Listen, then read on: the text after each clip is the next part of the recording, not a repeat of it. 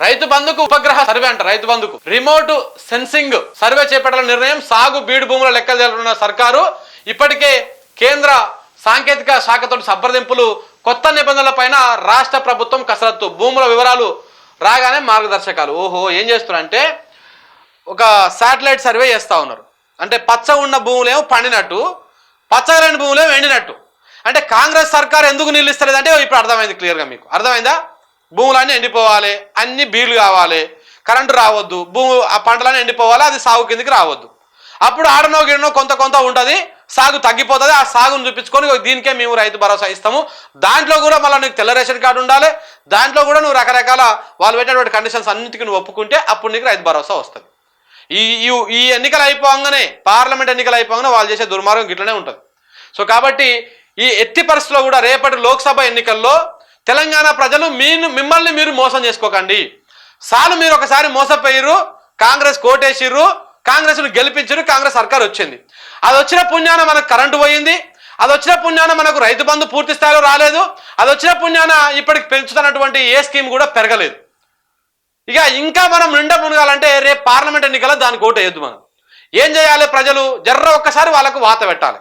కర్రు కాల్చి వాత పెడితే వచ్చే ఎన్నికల్లో కాంగ్రెస్ పార్టీ నాయకుడు కనపడ్డా, గుర్తు కనపడ్డా దానికి ఓటు వేయకుండా జర్ర వాత పెడితే జర కడుపులో భయం పెట్టుకొని రైతు బంధు చక్కగిస్తాడు, పింఛన్ చక్కగిస్తాడు, ఇస్తున్న 200 యూనిట్ల కరెంటు ఫ్రీగా ఇస్తాడు, ఇట్లాంటివన్నీ కార్యక్రమాలు చేస్తాడు.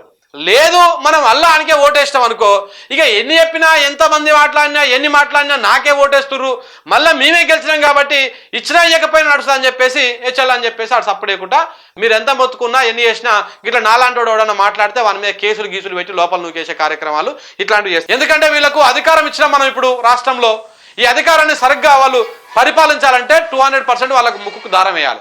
ఆ ముక్కుకు దారం వేసేటువంటి అవకాశం రేపు మనకు పార్లమెంట్ ఎన్నికల్లో రాబోతా ఉంది. మళ్ళీ మనకు ఓటు రూపంలో, ఆ ఓటు రూపంలో కాంగ్రెస్ పార్టీకి జర్రంతా కర్రు కాసి వాత పెట్టాం అనుకో, అప్పుడు సచ్చినట్టు కడుపులో భయం పెట్టుకొని అమ్మ నాయన తుమ్మితో ఊసిపోయి ముక్కురనాది కాబట్టి ప్రజలకు నిమ్మలంగా మంచి పని చేయాలి నేను, లేకపోతే ఆగమాగం చేస్తే 100% మాకు దింపేస్తారు మమ్మల్ని అని చెప్పేసి ఆ భయం కడుపులో ఉండాలి.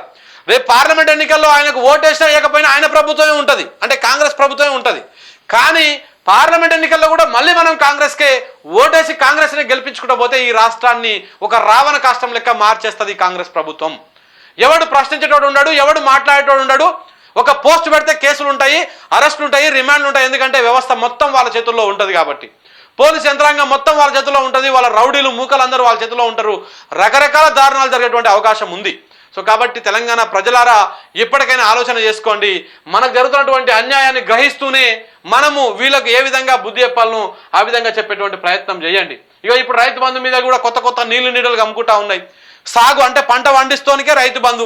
ఇప్పుడు చాలా మంది పేదలకు గత ప్రభుత్వము సౌళ్ళనిచ్చింది, కప్ప చెట్లను ఇచ్చింది, ఇట్లాంటి భూములను పొరంబోకుల కింద ఇచ్చింది. వాళ్ళ పోయి నువ్వు పంట పెట్టుబడి పెడితే ఆ పెట్టుబడి పోవుడు తప్ప అలా ఇంత ఏం పండదు. మరి అలాంటి భూమి ఉన్నా లేకపోయినా ఒకటే, చాలా మంది ఇందులో కూడా దళితులు, ఎస్సీలు, బీసీలు చాలా తక్కువగా ఉన్నటువంటి బిడ్డలు ఉంటారు.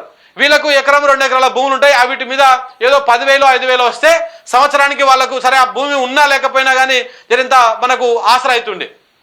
కానీ ఇప్పుడు వీళ్ళు ఏం చేస్తారు? అది మొత్తము ఇవన్నిటి కట్ చేసేటువంటి ప్రయత్నాలు చేస్తూ ఉన్నారు. ఇవన్నీ కూడా నువ్వు లిమిట్ పెట్టు. లిమిట్ ఒక 5 ఎకరాలకో 10 ఎకరాలకో. ప్రభుత్వ ఉద్యోగులు ఎవరికి కూడా రైతు బంధు ఇయ్యకు నువ్వు. మంచి నిర్ణయం అది. ఎందుకంటే ప్రభుత్వ ఉద్యోగులు ఒక్కడొక్కడు ప్రజల సొమ్ము దొబ్బి తింటా ఉన్నారు. మరీ ముఖ్యంగా ప్రభుత్వ టీచర్లు, పంతులు ఎవరైతే ఉన్నారో వాళ్ళకు రైతు బంధు అవసరం లేదు, అవసరమే లేదు పంతులకు. రైతు బంధు పెట్టండి. ఎందుకంటే వాళ్ళకు అన్ని రకాల ప్రభుత్వం నుంచి సౌకర్యాలు వస్తూ ఉన్నాయి. సో కాబట్టి వాళ్లకు రైతు బంధు అవసరం లేదు. వాళ్ళకి కట్ చేసి ఇట్లా పేదలకు పంచండి, పేదలకు ఇవ్వండి. ఒకరికి ఎవరికో అసైన్డ్ భూమి ఇచ్చి ఉంటుంది ప్రభుత్వం, గత ప్రభుత్వం ఎప్పట్లోనూ, లేకపోతే కాంగ్రెస్ సర్కారే ఇచ్చింది.